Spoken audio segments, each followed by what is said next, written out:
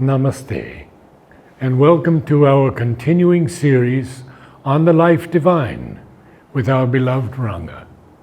We are now on a new chapter, and that chapter is Reality and the Cosmic Illusion, chapter 6. Begin with the first sentence, but so far we have only cleared a part. So, just to situate ourselves clearly, the previous chapter, Sri Aurobindo dealt with the experience of the self, where you see the cosmic illusion. Okay. It is when you make your mind silent or any other ways, your consciousness rises to the self. Very often, mostly rather, you see the physical world as unreal. And this is so convincing that many philosophies have taken the stand that the physical world is unreal and we don't need to bother about it.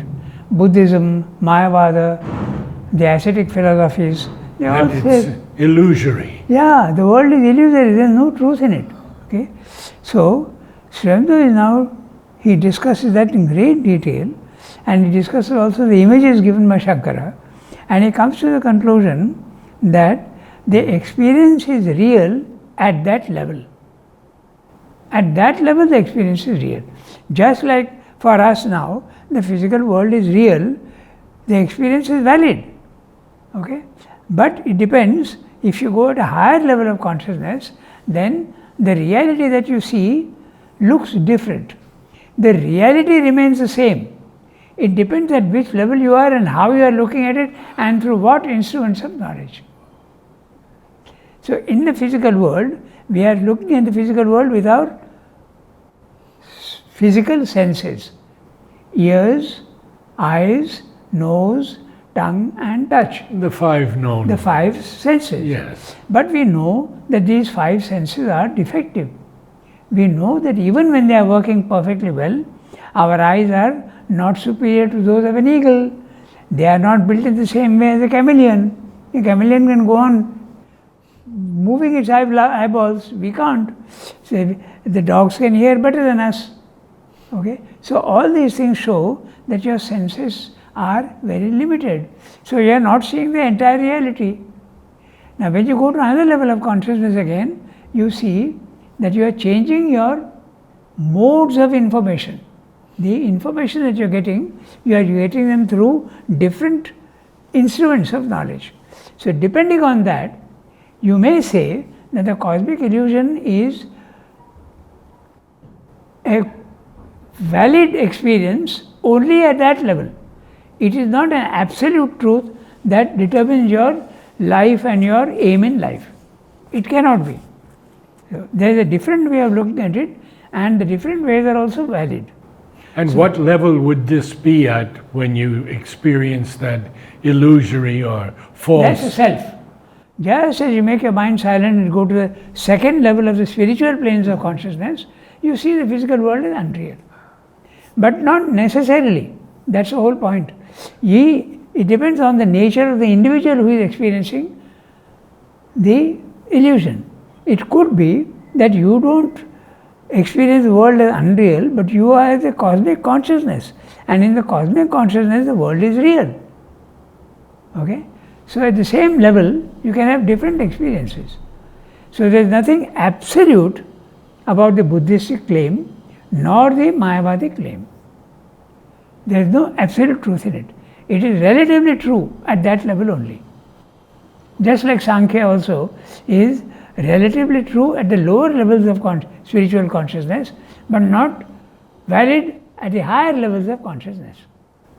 So this is what he is saying. So now he says, how can it be that the reality is being seen in different as a cosmic illusion? That's the chapter we are going to read now. Okay? He is going to compare reality and the cosmic illusion. Okay? But so far, we have only cleared a part of the foreground of the field of enquiry. In the background, the problem remains unsolved and entire. The What is the problem? You are seeing the physical world as unreal, which you are seeing is absolutely real at this level. So now you are saying that if you go to another level of consciousness, you change your view of things. So how is it that you see the physical world as unreal? This is the problem that we have to solve. And we have not even touched, we have just cleared a part of the background. And what is the clearing? He has shown you that the images used by Shankara, the 5 or 6 images, are not really valid. They are indications and they are hints as to how to see the problem, but they are not absolutely the corresponding to the experience. They are not absolutely corresponding to the experience of unreality. The 6 images are, which Shankara uses, the serpent and the rope. You are going in the dark and you hit a rope lying on the road and you think it to be a serpent. Come daylight, you see that it's only a rope. So that's the first image. The second image is the mirage in the desert. You see flowing water and trees, and there is only a vibration of heat waves, and you see that. When you go there, you see that nothing exists. Then the third one is the moon, one moon shining in the troubled waters, you see many moons. So the multiplicity. The one reality gets reflected as many here. That's another image. The multiplicity is a falsehood. The reality is only oneness. Then the other one is that shell. The shell which looks like silver is actually not silver at all. So these are the images used, and some have discussed it in great detail. And dream. The other one is a dream. When you are dreaming, you feel it's a real experience. When you wake up, you see there is a fleeting something which is more imagination than reality. So now Srindu says, I want to examine, is there a reality? And if there is an absolute reality, how is it that we are seeing it in different ways at different levels? That's a problem we have to deal with. In the background, the problem remains unsolved and entire. It is a problem of the nature of the original consciousness or power that has created or conceptively constructed or manifested the universe, and the relation to it of our world cognition. In sum, whether the universe is a figment of consciousness imposed on our mind by a supreme force of illusion, or a true formation of being experienced by us with a still ignorant but with an increasing knowledge. So a huge sentence. Yes. We'll take it up phrase by phrase, because every phrase and word that Srindu uses has got echoes in the background which you have to bring out. It is the problem of the nature of the original consciousness or power. Which is this original consciousness and power? The Satchidananda consciousness, or you would also say the supramental consciousness. As it keeps coming down for manifestation, it undergoes the law of diminution and degradation. The one becomes the many, the subtle becomes gross, the infinite becomes finite. Okay, that's a law of manifestation. So in that process, is something happening to that original consciousness and power? Because certainly our human consciousness and power is not the same as that. They are almost opposites. So that's a problem he has to solve. Okay? Original consciousness and power that has created or conceptually constructed. Created, Srindu is saying, because it has created the reality. Or conceptually constructed according to the Buddhists and the Mayavadins. Constructively constructed. He is including both. If it has created, then the world is real. But if it is conceptually constructed or manifested the universe, then it is not the reality. And the relation to it of our world cognition. In other words, how are we seeing the reality? Through what medium? At the physical level, we are using the medium of senses. Okay. Let me put it this way very clearly. there is a world exists, whether you exist or not, the world exists, created by the all consciousness. Okay? Then there is a consciousness which is watching this. But how is it watching? What are the instruments it is using? So that is the world cognition. The world cognition is what are the instruments you are using to see the world.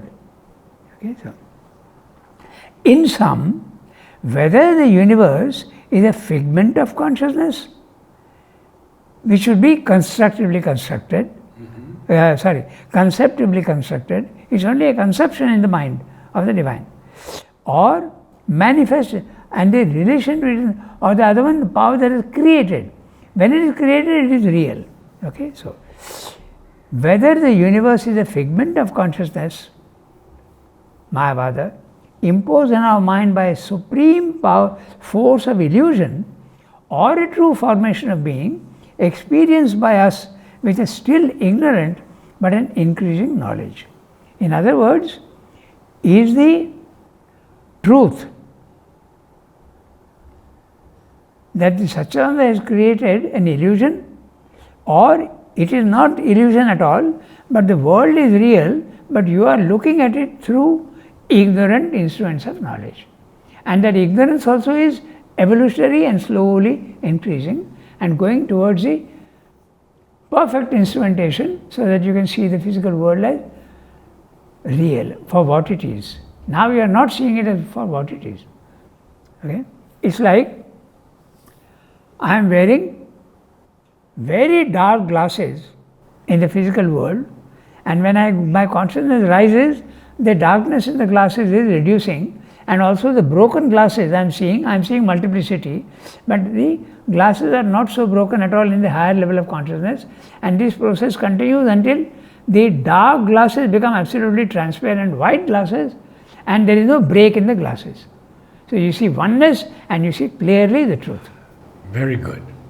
So this is what Ranganath is going to discuss. Is it this or is it that?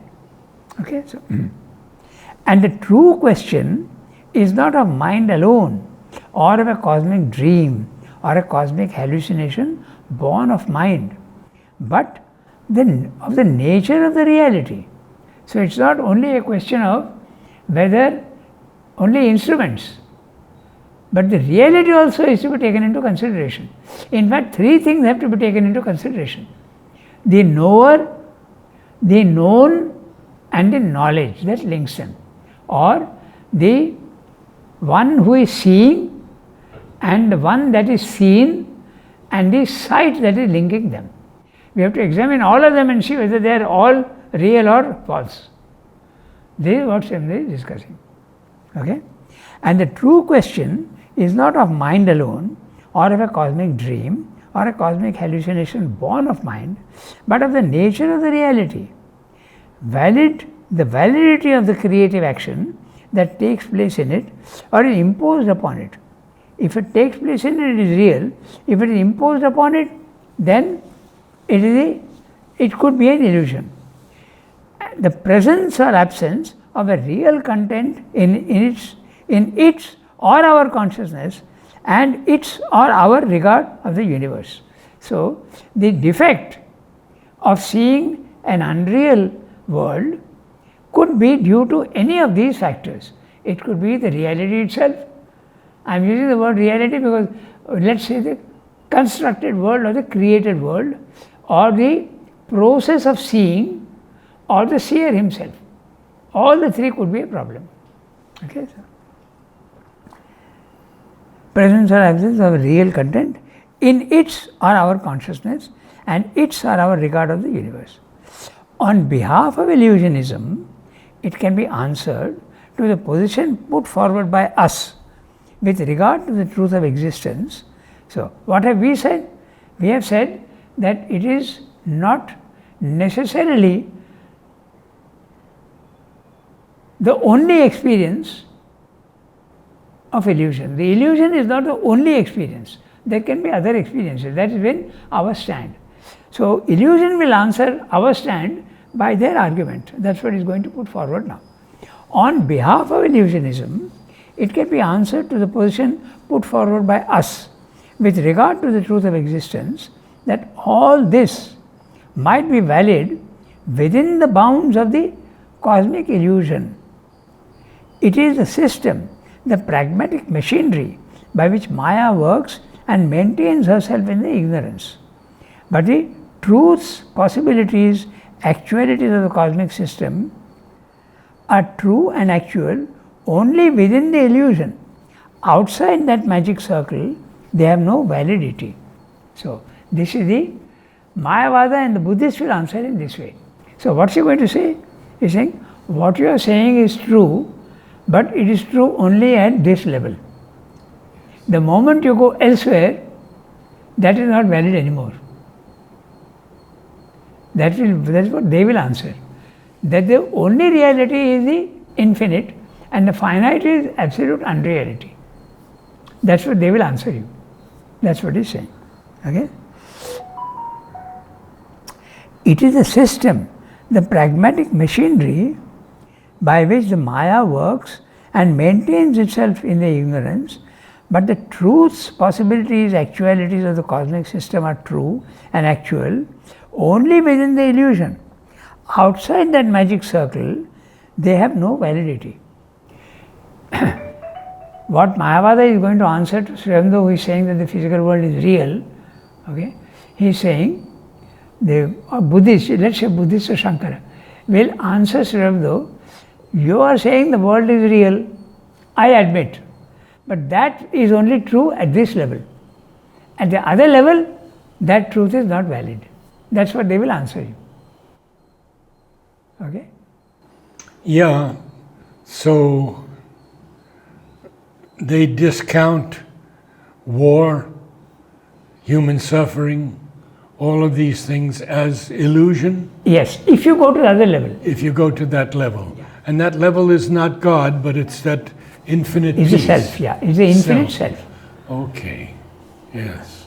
So there you will see that there is no suffering and there is no bondage, there is nothing. The world is unreal.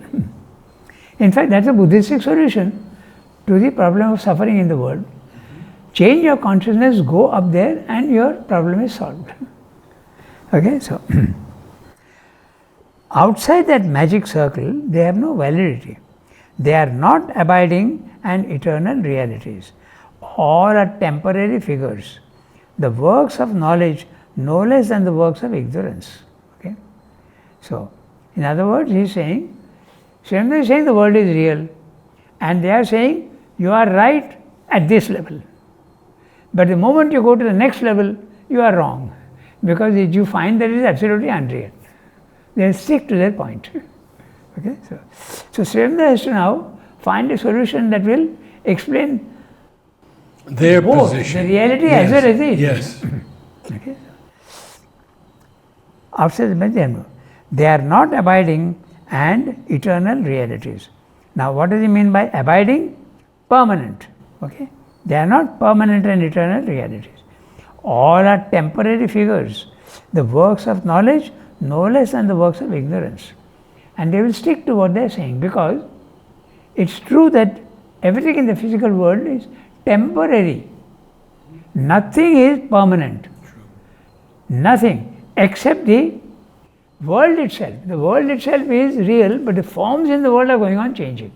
Okay, so it can be conceded. So now Sri Aurobindo is saying, okay, the Mayavadins have answered me like this, so let me consider their answer. Okay, it can be conceded that knowledge is a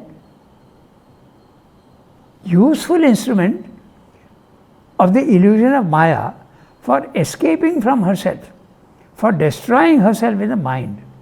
Spiritual knowledge is indispensable, but the one true truth, the only abiding reality, beyond all duality of knowledge and ignorance, is the eternal relationless absolute, or the self, the eternal pure existence.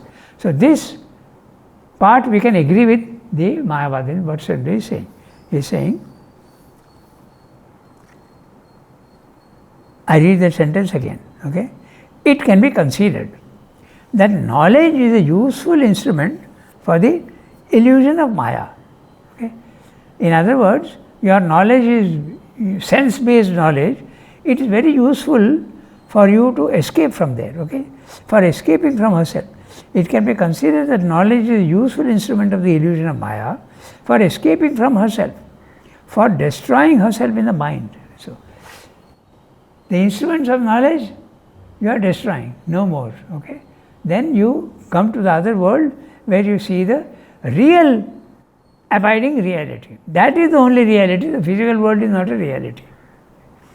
But the one truth, spiritual knowledge is indispensable, but the one true truth, the only abiding reality beyond all duality of knowledge and ignorance is the eternal, relationless absolute or the self, the pure eternal existence. This I will concede.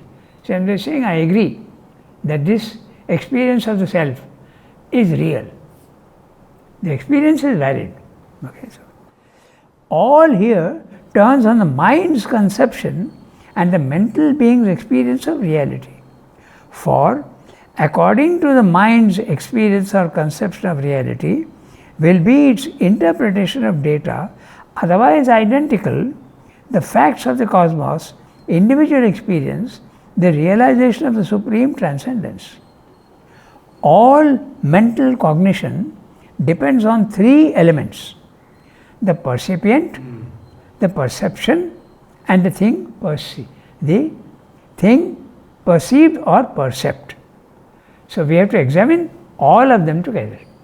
Now starts a very detailed and analytical examination of which one is true. So it's a very complicated one, it's not simple. I have often tried to make a chart of it, but it's not easy. Okay? So I am warning you that the chapter is a difficult one. I'll just give you an idea of how it is. He says, let us start with one. Let us start with the percept.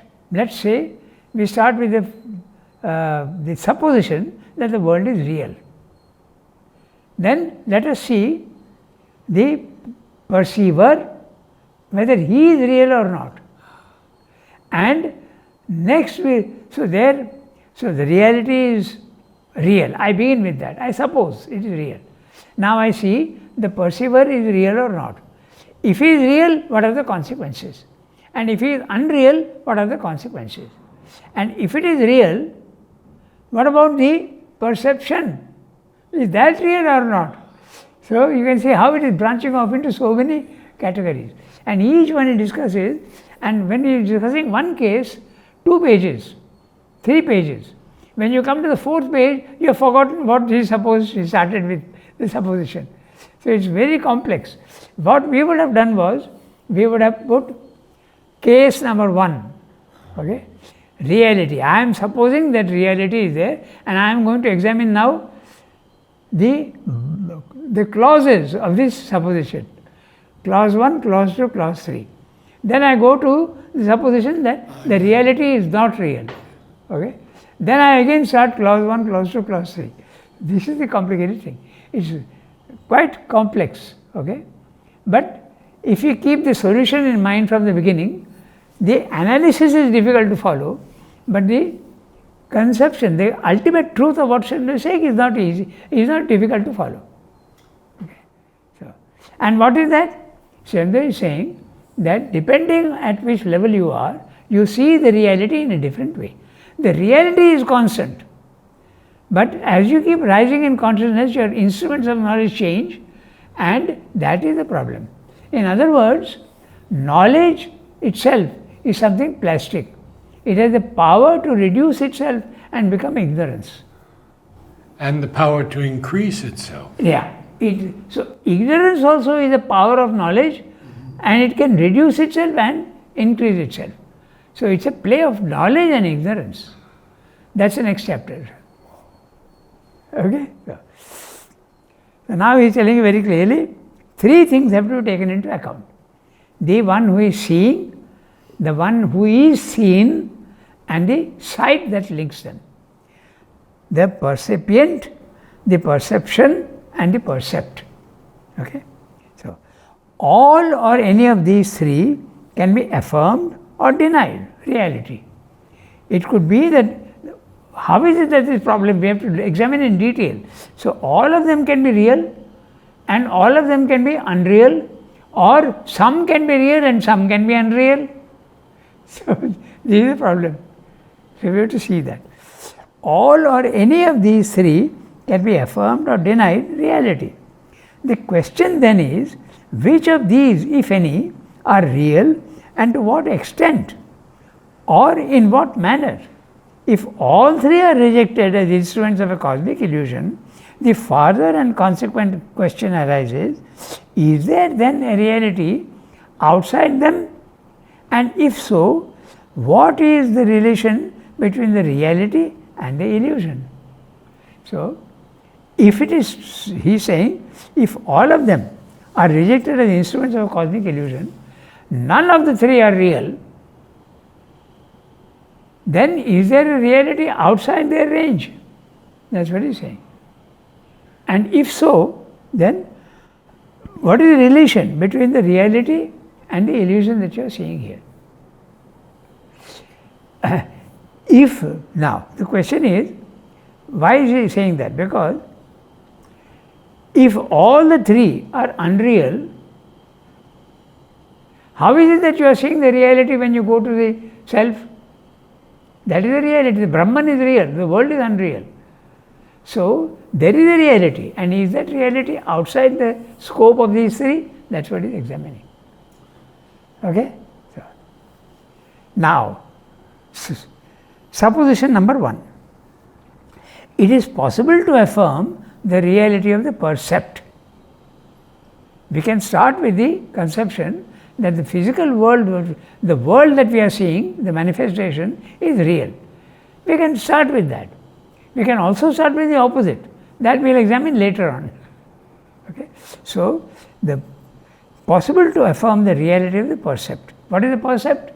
The world that you are seeing, of the objective universe, and deny or diminish the reality of the percipient. The percipient that you are seeing can be unreal or maybe half real. Okay? So, then of the percipient individual and his perceptive consciousness. It is possible that he is using wrong instruments of knowledge. In the theory of the sole reality of matter, consciousness is only an operation of matter energy in matter, a secretion or vibration of the brain cells, a physical reception of images and a brain response, a reflex action or a reaction of matter to the contacts of matter. He is discussing materialism. Materialism says that matter is the only reality. All that you are saying, if you question him and say, what about imagination, what about mind, what about emotions? They are not physical. They are not physical at all. So how do you account for them? So he will say they are chemical reactions of elements in matter. And the Indian materialists have a good way of explaining this. They say that reactions in matter can produce things which seem to be non-material. The example given is, take chewing. Chewing is lime. Lime is white. In India we have a habit of chewing pan with a little bit of chewing, white. Okay? So take white chewing and take a pan which is green. This is white and this is green. But if you combine them, both are material. If you combine them, what do you get? You get red. So it is possible that this can happen. So that's why the materialists will answer you. Your thoughts and your emotions are nothing but chemical reactions of the matter. Okay? So this is the position taken by the materialist. Matter is the only reality. He started with a perception, matter is real, the world is real. So, in the theory of the sole reality of matter, consciousness is only an operation of matter energy in matter, a secretion or vibration of the brain cells, a physical reception of images and a brain response, a reflex action or a reaction of matter to the contacts of matter. one matter is contacting another one. Okay. That's why we have discussed that in detail. Okay, so even if the rigidity of this affirmation is relaxed, okay, and consciousness otherwise accounted for, still it is no more than a temporary and a derivative phenomenon, not the enduring reality. Okay? So, the physical world is, everything you see in the physical world is temporary. It's not an enduring reality. The percipient individual is himself only a body and brain capable of the mechanical reactions we generalize under the name of consciousness. So, the percipient, the one who is seeing, is also a product of matter. Yes. So, yes. that's all this we have to consider. But if matter turns out to be itself unreal or derivative and simply a phenomenon of energy, as seems now to be the probability, then energy remains the sole reality. So, matter is not the reality, but energy is the sole reality, because energy is creating these things. Okay? But an energy without a being or existence possessing it, or a consciousness supplying it, an energy working originally in the void, for the material field in which we see it at work is itself a creation, looks itself very much like a mental construction, an unreality. Or it might be a temporary inexplicable outbreak of motion which might cease at any time to create phenomena. So, we have to read the whole thing and then come back, because it's a pretty complex argument he is giving. Okay, so the Buddhistic theory of the percipient and the perception and the percept as a construction of karma, the process of some cosmic fact for action, gave room to such a conclusion, for it led logically to the affirmation of the non-being, void or nihil. It is possible indeed that what is at work is not an energy but a consciousness. As matter reduces itself to energy, seizable by us not in itself but by its results and workings, so energy could be reduced to action of a consciousness seizable by us not in itself but in its results and workings. So, we'll have to discuss this a little in detail, what he's saying. Okay, so first he's saying that the energy in matter is creating things which seem to be non-material. Okay, so if matter is found to be unreal, the Mayavadin is saying that if matter is unreal, but the energy in it is there, it is a reality. Now, if that energy, is it something vague or is it supported by something? How can you have something which is not real? Real means solid, a substance. So, if energy is not a substance, but it is having, it is real, it is producing effects. So, is it supported by something else? So, matter is unreal, but energy is real. So, if energy is also unreal, is it something else is supporting it?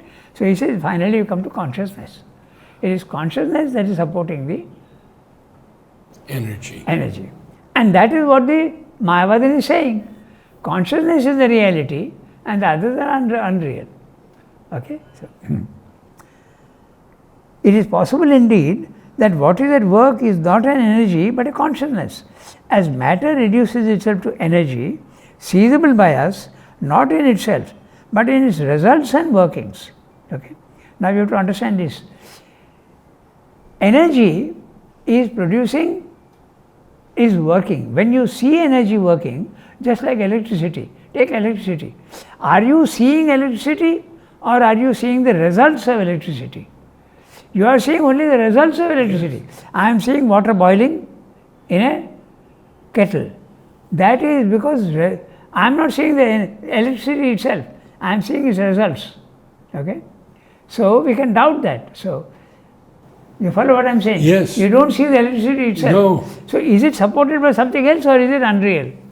So how complex it is. So he says, the Mayavadan is saying there is a consciousness which is real. That is supporting all this.